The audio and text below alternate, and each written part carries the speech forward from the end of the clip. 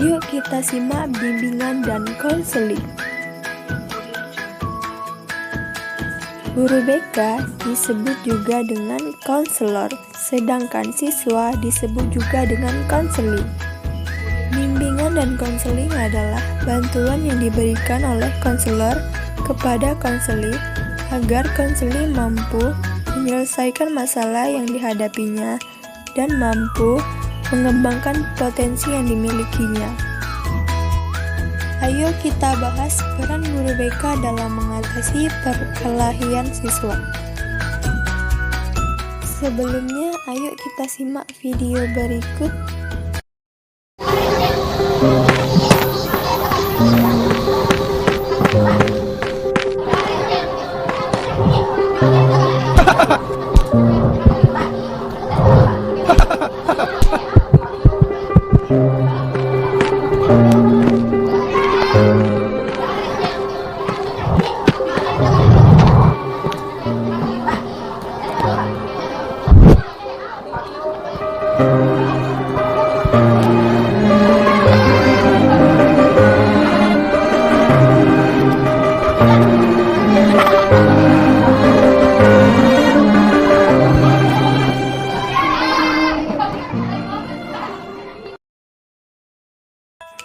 Dari video bullying atau pertengkaran siswa yang sudah kita simak, pertengkaran siswa menurut Kamus Besar Bahasa Indonesia adalah percekcokan, perdebatan, namun apabila pertengkaran itu berlanjut menjadi perkelahian yang bukan hanya percekcokan, adu kata-kata, tetapi sampai adu tenaga.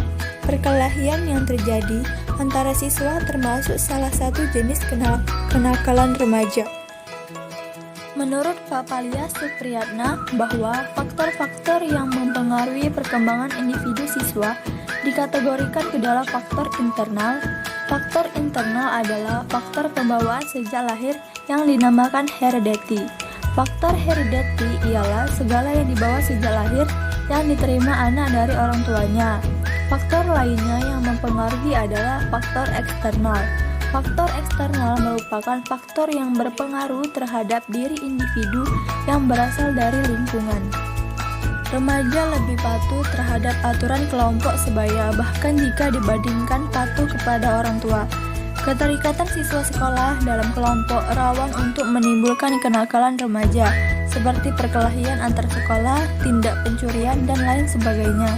Namun, apabila masa ini mendapat bimbingan justru akan menjadikan remaja yang berguna. Peran bimbingan konseling dan layanan mediasi dalam mengatasi pertengkaran siswa. 1. Pengertian dan tujuan layanan mediasi dalam bimbingan dan konseling. Istilah mediasi terkait dengan istilah media yang berasal dari kata medium yang berarti perantara. Berdasarkan arti di atas, mediasi bisa dimaknai sebagai suatu kegiatan yang menghubungkan yang semula terpisah. Adapun tujuan layanan mediasi dalam bimbingan dan konseling adalah agar terjadi perubahan atas kondisi awal yang negatif, bertikai atau bermusuhan menjadi kondisi baru positif atau kondusif dan bersahabat dalam hubungan antara kedua belah pihak yang bermasalah. 2. Isi layanan mediasi. Isi yang dibahas dalam layanan mediasi adalah hal-hal yang berkenaan dengan hubungan yang terjadi antara individu-individu, para siswa atau kelompok. Masalah tersebut mencakup pertikaian atas kepemilikan sesuatu, kejadian dadakan, perasaan tersinggung, dendam dan sakit hati, tuntutan hak atas hak. 3. Teknik layanan mediasi. Penerapan teknik dalam layanan mediasi bertujuan untuk mengaktifkan siswa yang bertengkar dalam proses pelayanan. Ada 2 teknik dalam layanan mediasi, yaitu teknik umum dan teknik khusus. Pertama, teknik umum. Yang termasuk ke dalam teknik umum adalah penerimaan terhadap konseli. Suasana penerimaan harus dalam kehangatan, penghormatan, keakraban, keterbukaan agar menciptakan suasana yang kondusif dalam proses layanan.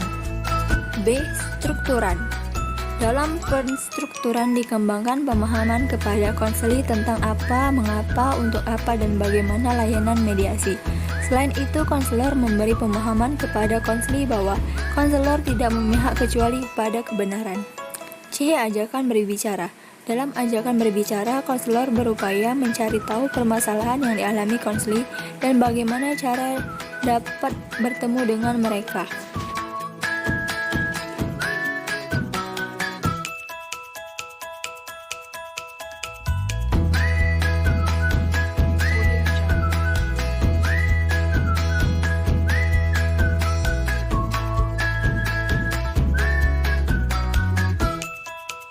Audio Jungle.